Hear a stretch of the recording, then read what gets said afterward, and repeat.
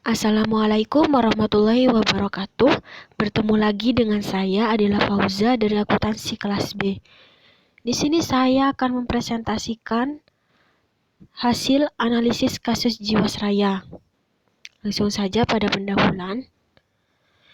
Jaksa Agung Burhanuddin menyatakan bahwa PT Asuransi Jiwasraya atau Persero melakukan pelanggaran prinsip kehati-hatian dalam berinvestasi sehingga mengakibatkan kerugian negara sebesar 13,7 triliun rupiah. Dugaan kasus korupsi tersebut yaitu dalam pengolahan dana PT Jiwasraya melakukan investasi kemudian menjadi bagian penting dan dapat ditelisik dan ditelusuri kebenaran hukumnya. Publik pun mempersoalkan peranan otoritas jasa keuangan atau OJK yang dikatakan kecolongan atas manajemen investasi oleh Jiwasraya. OJK semestinya mampu mengawasi dan mencegah kejadian tersebut, di mana ketidakmampuan Jiwasraya membayar klaim senilai 802 miliar rupiah, mengingat kewenangan OJK sebagai otoritas pengawas yang relatif luas. Norma Pasal 11 UU Nomor 40 Tahun 2014 tentang peransuransian tegas menyatakan bahwa perusahaan asuransi wajib menerapkan tata kelola perusahaan yang baik, yang tentunya dijalankan dengan iktikat baik pula. Dan dalam UU 40 Tahun 2014, selain direksi dan komisaris, pihak bernama pengendali yang diatur oleh OJK dapat turut bertanggung jawab atas kerugian usaha asuransi sebagaimana diatur dalam norma pasal 15. Oleh karena itu, pengendali turut menentukan direksi dan komisaris. Kemudian, keberhasilan tata kelola perusahaan Jiwasraya tidak bisa lepas dari pengawasan OJK. Lain halnya jika pihak Jiwasraya memberikan laporan informasi ataupun data tidak benar kepada OJK hingga menimbulkan kerugian usaha.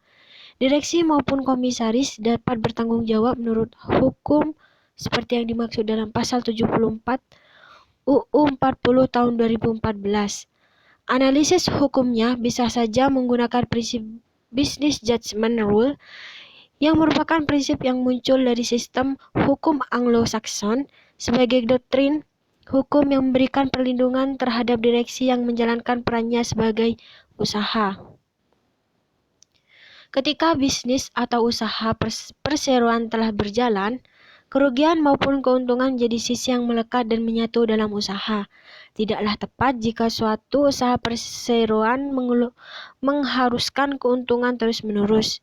Juga tidak tepat jika terjadi kerugian yang diderita dan dicap menjadi celah bagi pengurusnya. Analisis keuntungan dan kerugian dari sisi akuntansi bisa dinilai sebagai pencatatan biasa dan lumrah dalam usaha.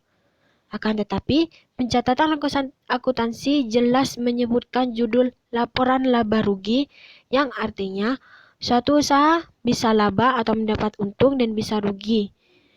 Kacamata penegak hukum mestinya juga dapat menilai dalam konteks demikian. Kalau begitu, pemahaman kerugian mesti juga ditilik dalam pemahaman kerugian secara akuntansi guna mendapatkan makna kerugian yang tepat dan proporsional. Jika itu yang dilakukan proses hukum Jiwasraya mestinya didudukkan dalam konteks seperti penulis maksudkan. Kesimpulan, yaitu mengingat PT Asuransi Jiwasraya sebagai BUMN atau persero yang bergerak di bidang peransuransian, maka terikat dengan UU PT, UU BUMN, dan UU Peransuransian, jika semua organ terkait menjalankan fungsi secara benar dan efektif sesuai rules yang seharusnya, tentu masalah tidak akan seberat seperti sekarang. Akhirnya timbul pertanyaan di kalangan publik, bagaimana efektivitas organ pengawasan yang ada selama ini, termasuk lembaga pengawasan seperti OJK, sebagai otoritas yang mandiri dan juga Kementerian BUMN. Dengan menilai analisis awal atas persoalan hukum Jiwasraya, kiranya publik bisa memahami bahwa persoalan kerugian suatu usaha tidak melulu mesti dipahami dalam konteks hukum, tapi mesti dipahami juga dalam konteks akuntansi agar keadilan dan kepastian hukum dapat dipahami bersama secara proporsional sekaligus sebagai pembelajaran bagi semua pihak. Dengan demikian, harapan ke depan tidak ada lagi kasus yang pada akhirnya merugikan kita semua, khususnya masyarakat.